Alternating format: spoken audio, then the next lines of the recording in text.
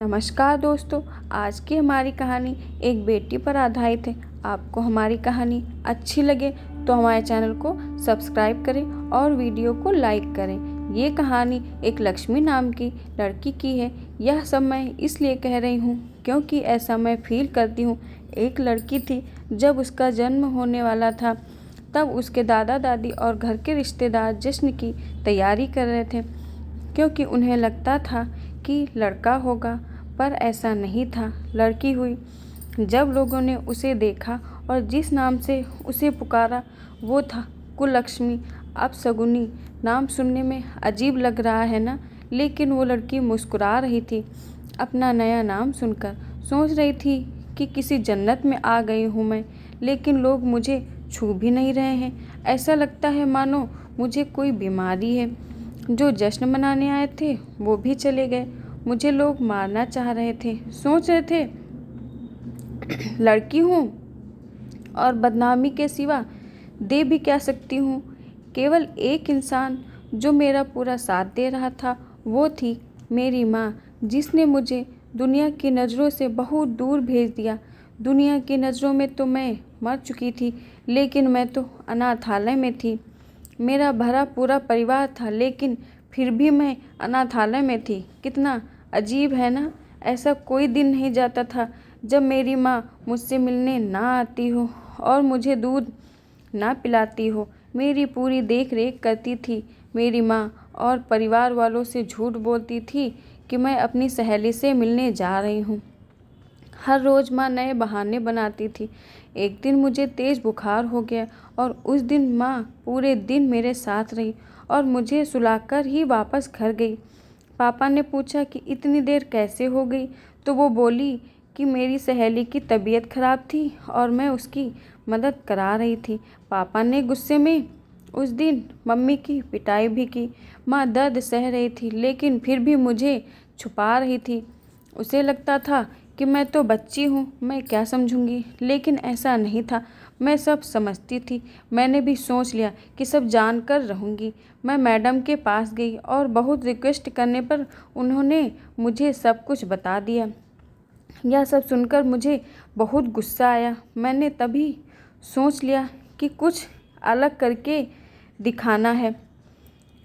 कुछ बड़ी हुई तो मैंने बॉक्सिंग क्लब ज्वाइन कर लिया। जब 18 साल की हुई तो मुझे स्टेट चैम्पियन का खिताब मिला। 2 महीने बाद मेरा एक पाकिस्तान की लड़की से नेशनल मैच था। जब मीडिया मेरा इंटरव्यू लेने आई तो मेरी माँ का फ़ोन आया और वो बेचारी बोली कि बेटी, अपने कृपया परिवार की बुराई मत करना। मुझे तो हंसी आ रही थी कि मेरी माँ आज भी अपने परिवार को बचा रही थी। मैंने इंटरव्यू दिया और पूरी जनता ने टीवी पर वो इंटरव्यू सुना। शाम को माँ ने बताया कि टीवी देखते हुए पापा बोल रहे थे कि वाह क्या लड़की है, कितना नाम रोशन कर रही है अपने माता पिता और परिवार का।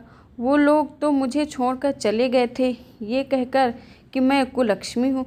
आज वो लोग मेरे से मिलना चाहते थे और मेरे साथ फ़ोटो खींचना चाहते थे, लेकिन आज भी वो मेरी पहचान से अनजान थे कि मैं कौन हूँ।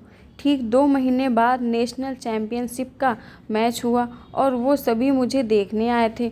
बहुत सारे लोग मैच देखने आए थे और सभी बोल रहे थे यू कैन डू इट, लेकिन मेरी नज़रें उस भीड़ में अपने परिवार को तलाश रही थी।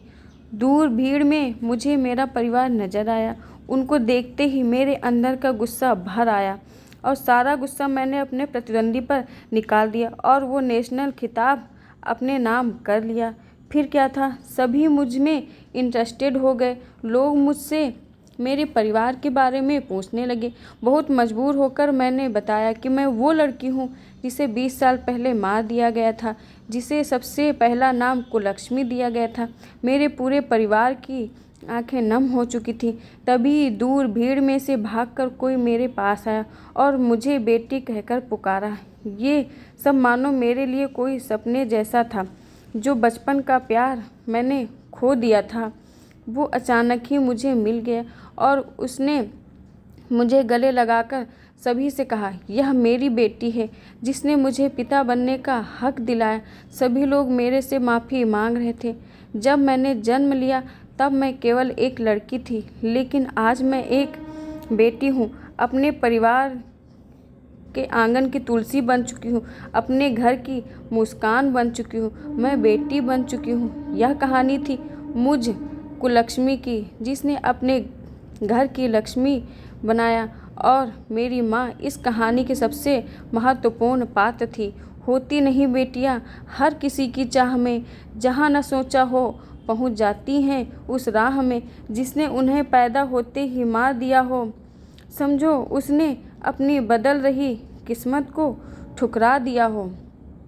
दोस्तों, बिल्कुल सही बात कही है कि बेटी हूँ बोझ नहीं। आज के समाज में सभी लोगों को इस हकीकत को अपनाना होगा, तभी महिला सशक्तिकरण का सपना पूरा होगा। आपको ये कहानी कैसे लगी और आप इसके बारे में क्या कहना चाहते हैं, ये सब बताने के लिए आप नीचे कमेंट बॉक्स में जाइए और अपना कमेंट लिखकर हमें भेज दीजिए। धन्यवाद।